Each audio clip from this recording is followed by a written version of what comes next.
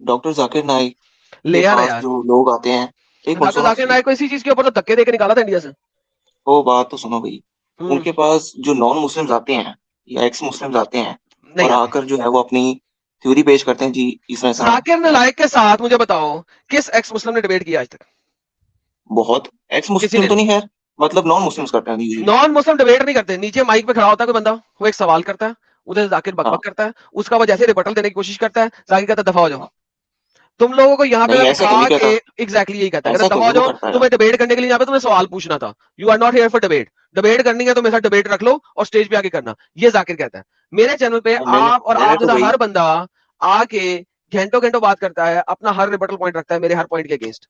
ठीक है, बहरहाल मुझे जाकिर के ऊपर इतनी बात नहीं करनी, जाकिर कुछ नहीं है मेरे लिए, बाबा जी का ठुल्लू है मेरे मुताबिक। अगर वो बाबा जी के ठुल्लू से कुछ ज्यादा भाई वो आपकी मेन अहमियत रखता है, पर्सनैलिटी है ना, वो ले मेन आओ ना पर्सनैलिटी भाई, है अगर आपके लिए मेन जिसको बहुत पर्सनैलिटी है तो ले आओ। इंफॉर्मेशन है अबाउट इस्लाम। तो भाई आप अपनी डिबेट उनके साथ जाके क्यों नहीं करते? अबू बकर ले आओ, मैंने ओपन चैलेंज किया उसको कई भाई दफा। लेके आने को गोली मारो आप। क्या मतलब आप तो उनके कैसे करूं, जहाँ हवा पर में वो करूं? ओ भाई, जहाँ पर सारे नॉन मुस्लिम आकर उनके साथ बात करते हैं, आप उधर नहीं, क्यों मुझे नहीं उसके आते? साथ नीचे बैठ के माइक से पूछना नहीं है, सवाल नहीं है मेरे पास, मेरे पास जवाब है। मैं तो उसकी गांड मारनी है तो बच्चों। वही ना। तो भाई सवाल के साथ जवाब भी बोलो अपना। नहीं, उसको जवाब कहो नहीं भाई बोलो, मेरे नीचे पास खड़े होके, आंसर है, हेलो हेलो हेलो, क्वेश्चन नहीं है मेरे पास। मुझे उसके साथ डिबेट करनी है प्रॉपर स्टेज पे खड़े होके, करता है? जाओ पूछिए आओ। हाँ तो करेगा ना डैनी, जाओ क्यों नहीं पूछिए आओ। करेगा? जाओ पूछिए आओ। क्यों नहीं करेगा? जाओ पूछ के आओ ना। भाई पूछ के आने को छोड़ो, आप उसके साथ अबे आमने जाओ सामने आके पूछ के डिबेट आओ, क्यों नहीं मैंने कहा करते? है कि नहीं रखता वो। भाई इतने क्यों नहीं यूट्यूब रखता, आप आओ। प्लेटफॉर्म्स हैं जिस पे चैलेंज किया हुआ है, आज से 10 साल पहले से। डॉक्टर डेविड वुड ने, वो नहीं आता डिबेट करने। सैम शमोन ने, वो कंजर का बच्चा नहीं आता डिबेट करने। ठीक है, इन दो के ओपन चैलेंज है डॉक्टर जैकिर नाइक को। क्यों नहीं आता? रंडी रोने में क्यों डला हुआ है? ओपन चैलेंज इन दोनों का, कि तुम दुनिया के जिस भी खित्ते में कहते हो, हम वहां आके तुम्हारे साथ स्टेज पे डिबेट करते हैं। अगर वो मुसलमान कंट्री नहीं होना चाहिए बस, उनका सिंपल बात है, मुसलमान कंट्री नहीं होना चाहिए। ठीक है, इंडिया में बुला लो, आ जाएंगे। मुसलमान कंट्री, मुसलमान ला नहीं होना चाहिए, हम तुम्हारे साथ आके डिबेट करते हैं स्टेज पे। सैम शमोन और डॉक्टर डेविड वुड, दोनों ने ये ओपन चैलेंज दिया है, 10 साल से ज्यादा हो चुका है। वो कुत्ते की तरह भाग रहा है। ओके, मैंने कहा है कि यार जाकिर नालायक को ओपन लाइव स्ट्रीम रख लो, जैसे ये ओपन लाइव स्ट्रीम है, जैसे तुम आके जुड़े हो मैं भी उसकी लाइव स्ट्रीम में जाके जुड़ जाऊं, जैसा तुम मुझसे बात कर रहे हो मैं भी उससे कर लूं। नहीं रखता। हम्म। रखो उसे, उसे नहीं कहो यार मुझे बुलाए नहीं, ओपन लाइव स्ट्रीम रख ले, मैं आ जाऊंगा। जाओ। नहीं। हम्म। ओके नाउ ये बात खत्म हो गई, फुल स्टॉप हो गया। अब मुझे बताएं, आपको क्या पता है शरिया का? यार मुझे कुछ नहीं पता यार। ओके, वंस अगेन, तो इसका मतलब है आपको कुछ नहीं पता, तो भाई फिर सुनो, लर्न करो, मैं तो सिखा रहा हूं। हाँ तो वही तो सुन रहा हूँ मैं। ओके, तो मैं सिखा रहा हूं, यूट्यूब से सुनो ना, ऊपर क्यों आए हो, लाइव क्यों आए हो? लाइव आने का मतलब है, बिल्कुल, यहाँ पे इसी स्ट्रीम बारे में यार्ड तो में आने का क्वेश्चन मतलब करनी है कि थी। आप मुझसे कुछ सवाल जवाब करना चाहते हैं। और सवाल जवाब जाकिर नाइक की मुझे यहाँ पे वो कबूतरबाजी नहीं करें। मैंने आपको बता दिया, जिस दिन वो डेविड के साथ स्टेज पे डिबेट कर लेगा, सैम शमोन के साथ स्टेज पे डिबेट कर लेगा, मुझे पता लग जाएगा कि हाँ वाकई उसमें, उसके टटों में पानी है। उसे पता है कि इन दोनों में से किसी एक के साथ भी उसने डिबेट की ना, ये उसको जमीन के अंदर इतना गाड़ देंगे डिबेट के अंदर कि कभी बाहर नहीं निकल सकेगा। वो मर जाएगा मगर इन दोनों के साथ डिबेट नहीं करेगा। हम्म। चलो ठीक है, फिलहाल full stop. Okay. Okay bye, take care. Okay जी, तो जनाब ये था आज का टोटल सीन। 4.5 घंटे में मैंने आपको कुछ बेसिक चीजें बताई हैं, और मैंने मुसलमानों को क्यों लिया? ठीक है, मैंने मुसलमानों को इसलिए लिया कि आप लोगों को पता लगे कि इंडिया में कोई भी मुसलमान ऐसा नहीं है जिसको पता हो कि शरिया है क्या। इनको शरिया का अली पे भी नहीं पता, बल्कि अली पे को छोड़ें, इनको शरिया का सीन भी नहीं पता। ये क्या क्या मांग रहे हैं ये? मेरा सवाल सिंपल है कि इंडियन मुसलमान मांग क्या रहे हैं? What are they asking for? उनकी रिक्वेस्ट क्या है? वो चाहते क्या है? शरिया। ओके, व्हाट इज शरिया? They have no bloody idea. What is फिक? They have no bloody idea. इनको अंब का पता नहीं है, अंब का पता नहीं है कि इनको चाहिए क्या, लेकिन इनको चाहिए नाम चाहिए। ये बिल्कुल वैसे ही है, हम ईमान लाते हैं तमाम पुरानी किताबों पे, तो तौरात पे, जबूर पे, इंजील पे। तौरात जबूर इंजील क्या है? मेरे प्यो को भी नहीं पता क्या है। अल्लाह की किताब है, अल्लाह ने नाज़िल की थी, उसमें क्या लिखा है पता नहीं। किस पे ईमान लाए हैं आप? ओ, मैं नाम पे ईमान लाया हूं। सो ये ईमान लाते हैं नाम के ऊपर। इनको शरिया चाहिए, नाम शरिया है क्या वो नहीं पता। No no no no no no, वो कैसे पता लगेगा हमें? व्हाट इज शरिया? आई डोंट नो, मगर मुझे चाहिए शरिया। भाई है क्या? तुमने कभी पढ़ा है? नहीं। तो फिर चाहिए क्यों? बस चाहिए। यार सीख तो लो, तुम्हें क्या चाहिए? समझ तो लो कि तुम्हें चाहिए क्या। That's the reality. ये रियलिटी है। अभी आपको मैंने जो सरफेस है वो अभी स्क्रैच भी नहीं की शरिया की। शरिया की मैंने अभी सरफेस भी स्क्रैच नहीं की है। ये लोग बार बार कहते हैं देश देश देश देश देश, ये लोग देश को देखते हैं, थोड़ा सा देश को देखते हैं। What is meant by Darul herb, enemy land? As for the fatwa claim that India is an enemy land, Darul Harb. Now, Shafi लिख रहा है 12वीं सदी ईस्वी के अंदर, 13वीं सदी ईस्वी के अंदर ये वाली बुक शाफी की लिखी हुई है, 13वीं सदी ईस्वी की किताब लिखी हुई है। वहां पे उस वक्त अभी इंडिया पे 100% इस्लाम का कब्जा नहीं हुआ और 100% इस्लाम का बोलबाला नहीं हुआ। लिहाजा इंडिया के अंदर कुछ जगह हैं जहां पे इस्लाम का बोलबाला है और कुछ जगह हैं जहां पे इस्लाम का बोलबाला नहीं है। So there are two different parts divided. One is Islamic India and one is non-Islamic India. लिहाजा वो आपको क्या बता रहा है? दारुल हर्ब, दारुल इस्लाम। अब वो कह रहा है क्या इंडिया दारुल हर्ब है या दारुल इस्लाम है? लोग, India is an enemy land, कुछ लोग क्लेम करते हैं। It is not, it is not in the generality true. Generally यानी कि ग्लोबली ऊपर से देखा जाए तो ट्रू नहीं है। Because areas where Muslim reside and there is a remnant of Islamic rule, क्योंकि जहां पे मुस्लिम रिजाइड कर रहे हैं वहां पे इस्लामिक रूल है। Even if this is limited to marriage and what pertains to them, for example, are considered Muslim land. तो जहां पे वो मेजोरिटी में है वो मुस्लिम लैंड है और वहां पे इस वक्त हमने कब्जा कर लिया हुआ। A Muslim land does not become an enemy land except under three condition. एक इस्लामिक लैंड जो है वो कभी भी तीन कंडीशंस के बाद, तीन कंडीशन तक पूरी नहीं होती, वो नॉन मुस्लिम लैंड नहीं कहलाता, दारुल हर्ब नहीं कहलाता। कौन कौन सा? That the security of the Muslim through their leader no longer exists and the security of the non-Muslim has taken its place. Number one. Number two, that they have been surrounded on all sides such that it is impossible to aid Muslims. कि अगर चारों साइडों से non Muslim हो गए हैं, centre में इस्लाम है, अब मुसलमानों की कमक नहीं पहुंच सकती, रसाई नहीं पहुंच सकती। And not a single one of Islamic ruler remains therein, कि एक भी इस्लामिक रूलर उसके अंदर नहीं बचा। That is effectively means that none of the land that Islam has spread to and which someone is remnant can be considered an enemy land. As for the country's enemy land, Darul Harb, above the war, about the war, consists of those with whom the Muslims countries Darul Islam are at the state of war. Number one, which it is clear that there is virtually no country on the face of the earth where a Muslim has an excuse to behave differently than he would in an Islamic country, whether it is commercial or other. Now, वो क्या बता रहे हैं कि कोई state जहां पे मुसलमान को मुसलमान तरीके से नहीं रहना और उसने उसको अबॉर्ड बाय नहीं करना, अगर वो डिफरेंट कंट्री के साथ जुड़ा हुआ है तो वो इस्लामिक शरा के अंदर बैठा हुआ है। तो देयर इज दारुल इस्लाम, दारुल हर्ब, तीसरी चीज कोई है ही नहीं। अब दारुल इस्लाम जो कि इंडिया के अंदर बना, उसके अंदर एक शरा नाफिज की गई, उसको कहते हैं फतावा आलमगीरी। फतावा आलमगीरी शरा कानून देता है इंडिया के अंदर किस तरीके से रहना है, किस तरीके से गुजारना है। वो क्या कहती है उसके बारे में अभी हम पढ़ेंगे आपको। अब ये मुसलमान कहते हैं कि फतावा आलमगीरी जो है, ये जो शरीयत है जो हमें दी गई है, बहुत सारे मुसलमान इसको मानने से इनकारी करते हैं। अभी मैंने आपको उमदा तो सालिक दिखाया, अब हम देखते हैं कि क्या फतावा आलमगीरी उससे कोई डिफरेंट चीज बता रहा है। नहीं, फतावा आलमगीरी सिर्फ उसको इंडिया के कॉन्टेक्स्ट में डिफाइन करता है, दैट्स इट, नथिंग मोर। वो इंडिया के कॉन्टेक्स्ट में उसको डिफाइन करता है, उसको इंडिया के कॉन्टेक्स्ट में दिखाता है। फॉर एग्जाम्पल, अगर हम इसको देखते हैं यहां पे,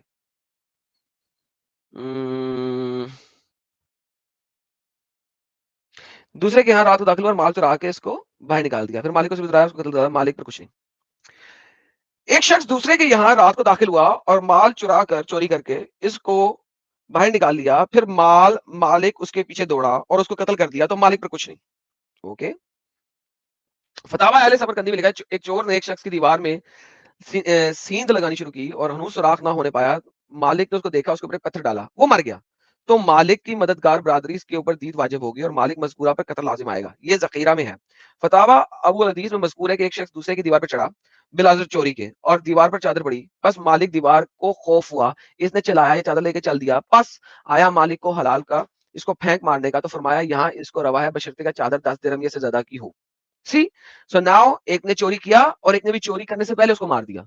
दो डिफरेंट वर्डिक्ट है और दोनों बताए गए हैं।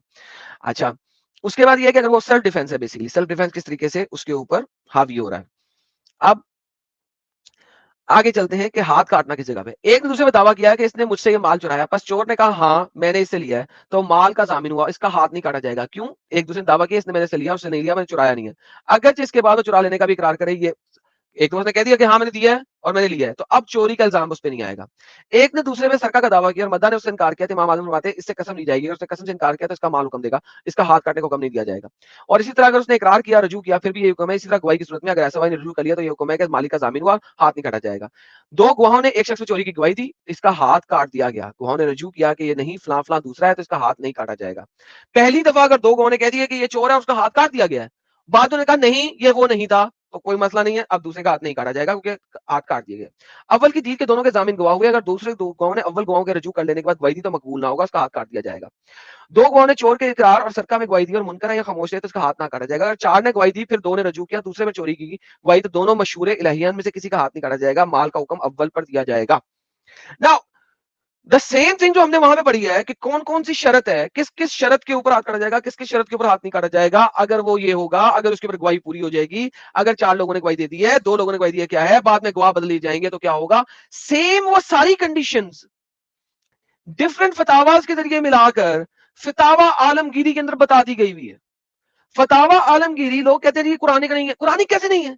कुरान आपको एक्सप्लेन ही नहीं करता ये बातें। कुरान एक आयत देता है, चोर का हाथ काट दो। अब मुझे बताओ किस वक्त काटना है, किस वक्त नहीं काटना, ये आपको कहां से पता लगेगा? ये आपको कहां से पता लगेगा? ये आपको शरा शरीयत से पता लगेगा, ये आपको कुरान से पता नहीं लग सकता। डिफरेंट मौकों के ऊपर क्या क्या हुआ, इन सूरतों का बयान जिनमें हाथ काट जाना और जिनमें ना काटा जाना, इस पे तीन फजले। जिन सूरतों में हाथ काटा जाएगा, जो चीज नाफे मरबूह इस्लाम में पाई जाती है उसकी चोरी का हाथ नहीं काटा जाता, जैसे जलाने की लकड़ियां व घास, नरम मछलियां वगैरह, मछली में नमक, दीवी ताजी वगैरह वगैरह। हाथ किसमें जाए? याकूत बज़ में हाथ काटा जाएगा, कज़ावी अलकाज़ी हालांकि जवाहिर में हाथ काटा जाएगा, या गासिया में भी यार सोना चांदी मोती वगैरह इन चीजों में हशाम ने अहमद से रवायत किया है। अगर उसने इन चीजों को ऐसी सूरत में चराया जैसा कि मबाप पाई गई, यानी मिट्टी में मिली हुई और पत्थर में मखलूक, तो हाथ काटना वाजिब ना होगा। यानी कि वंस अगेन जैसा कि मैंने बताया, जमीन पे पड़ी हुई एक ऐसी जगह पे चीज पड़ी हुई है जहां पे सिक्योरिटी लाजम नहीं है, सिक्योरिटी के तमाम सेफगार्ड्स उसके ऊपर इंप्लीमेंटेड नहीं होते, तब नहीं काटा जाएगा। वैसे चुराई गई तो काट लिया, जमीन से उठा लिया, हाथ नहीं काटना। ये सेम वो चीजें हैं जो मैंने उम्दा तो सालिक से आपको पढ़ के दिखाई हैं, वो फतावा आलमगीरी में डिफरेंट तरीके से बयान कर रहा है। वहां पे डिफरेंट तरीके से स्टेटमेंट है, यहां पे डिफरेंट तरीके से स्टेटमेंट है, दोनों का मफहूम सेम ही है, मफहूम नहीं बदलता, मीनिंग नहीं बदलता। जाहिर रवायत के मुताबिक बहरहाल हाथ काटना वाजिब होगा। जिस लकड़ी से हाथ नहीं काटा जाता, इसका तख्त या किसी कुर्सी का दरवाजा बनाया जाता है, अगर किसी ने उसको चुरा लिया तो हाथ काटा जाएगा। और घास अंदारा पत्ता जैसे कबले अमल के हाथ नहीं काटा जाएगा। वैसे अगर उसने चटाई वगैरह बनाई तो भी हाथ ना काटा जाएगा। मसलन उसका बोरिया बनाया जिसको किसी ने चुराया था, उसका हाथ नहीं काटा जाएगा, ये मुहीत है फॉर एग्जाम्पल। घास फूस ये वो छोटी मोटी चीजें, इसमें ओके, इस पे नहीं काटा जाएगा। नमक चुरा लिया, सो एक वैल्यू करार देनी है। अब वो वैल्यू कहां पे है? अगर बोरिए के मसाइल में इसकी बनावट की कीमत कहलाती है, तो मशाइख ने कहा इसमें भी हाथ काटा जाएगा क्योंकि उसने बोरी बना दी हुई थी, लिहाजा हाथ काटा जाएगा। काफी है दरवाजों के सरके में जब ये हाथ काटा जाएगा, जब वो हरे जमीन में हफीफों का एक आदमी उसको उठा लिया जाएगा, भारी ना होगा, इस वास्ते भारी दरवाजे की चोरी पर रगबत नहीं की जाती। अगर दर से मरगो इसके सरका में हाथ नहीं काटा जाएगा। ये मतमीन जो चीजें जल्द फासिक रहती है, जैसे अखरोट बादाम इनके चुराने से हाथ काटा जाएगा, बशर्ते कि वो हर जमीन में हो, दरख्त पर हो, जो खेती काटी ना होगी, उसकी चोरी हाथ नहीं काटा जाएगा। यानी कि अगर जैसा कि मैंने वहां पे पढ़ा था, दरख्त से जहां पे वो फ्रूट नीचे लटक रहा है वहां पे हाथ नहीं काटा जाएगा। ठीक है, खेती काट कर किसी अहाते का जिसका मुफ्तिल रखी है उसकी चोरी से हाथ काटा जाएगा। लेकिन अगर आप किसी की खेती के अंदर घुस जाते हैं, किसी के अपने लैंड में घुस जाते हैं, वहां से उसकी खेती काट के चोरी करते हैं, ठीक है, उसके खेत से ना हाथ काटा जाएगा। गोश्त से जो हाथ नहीं काटा जाएगा, ये आम है, खुराक गोश्त नमक दिया हुआ, ये फतवा कदीर में है। अगर एक दूसरे से तोआम चुराया है, हालांकि ऐसे साल में चुराया गया था, कहत थी, तो इसकी चोरी से हाथ नहीं काटा जाएगा। ख्वाह ऐसा ताम हो के जल्द बिगड़ जाता है, जल्द ना खराब होने वाला, साले फ्राई में ताम, खाने पीने की चीज चुरा ली है, ये वो चुरा लिया तो हाथ नहीं काटा जाएगा। वंस अगेन अंडे वाली हदीस को साइड पे रखा और दूसरी हदीस को लेके आते। अगर साले सूदा में चढ़े फलों की चोरी से हाथ निकाला जाएगा, ख्वाहिश दरख्त में वगैरह वगैरह, रोटी चुराने में हाथ नहीं काटा जाएगा वगैरह वगैरह, गय्यू की रोटी और ये वो रोटी और वगैरह वगैरह, इस तरह काटने से हाथ नहीं काटा जाएगा. The whole idea is Fatawa Alamgiri actually dictates उन अल्फाज के अंदर जिन अल्फाज को आपके हिंदुस्तान के अंदर बोला जाता था, समझा जाता था, अंडरस्टैंड किया जाता था, उन अल्फाज के अंदर वही शरीयत इस्लामिया को यहां पे उस तरीके से बयान किया गया. कोई मुसलमान ऐसा नहीं है दुनिया का जो कि इसको पढ़ के फिर बोले कि मैं इसको मानता नहीं, बिकॉज ये एब्सोल्यूट वही चीजें हैं. अभी मैंने एक ऐसी चीज का कंपैरिजन किया है, अभी आगे भी चलते हैं, जहां पे इन लोगों को मसले नजर आते हैं, वही मसले मैं वहां पे भी शिफ्ट करके आपको दिखा सकता हूं. सेम मसाइल, same things as it is दोनों जगह पे मौजूद हैं. उनका बोलने का स्टाइल, बयान करने का style is a little different based on the nomenclature of India versus the nomenclature of the other side. Other side जो आ रही है वो आ रही है इस्लामिक रूलर के अंदर से बैठ के, और वहां पे लिखा जा रहा है फतावा आलमगीरी फतवों के जरिए शरा को बयान कर रही है, फतवों के जरिए शरा को बयान कर रही है, और तो कुछ नहीं कर रही. That's exactly what they are doing.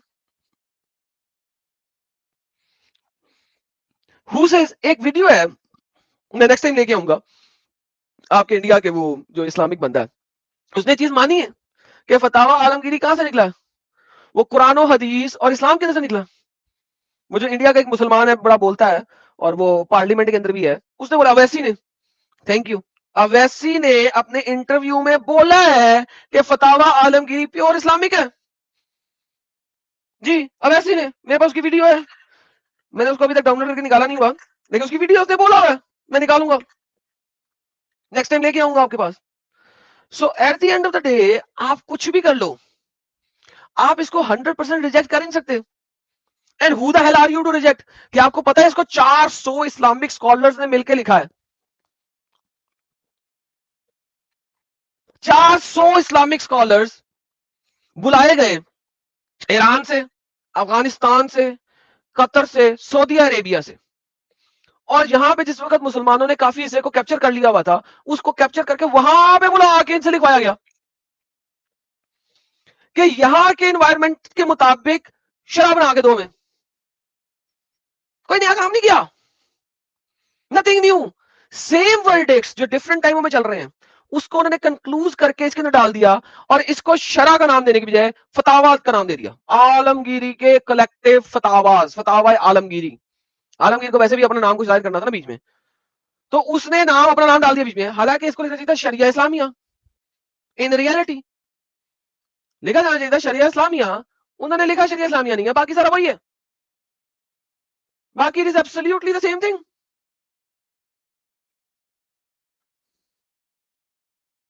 Like नया एक डिफरेंस ऑफ ओपिनियन नहीं दे रहे हो, they are actually telling you the same thing. अगर आप दूसरी जगह पे चले जाते हैं, वहां पे भी इसी टाइप की चीज लिखी हुई है. हिबा कैसे करते हैं, गुलाम कैसे करना है, हीला कैसे इस्तेमाल करना है, निकाह किसे कहते हैं, निकाह के बारे में क्या है, निकाह के कवानीन क्या है, तलाक के कवानीन क्या है. अच्छा, निकाह से मुझे याद आया, मैं आपको एक और दिखाता हूं.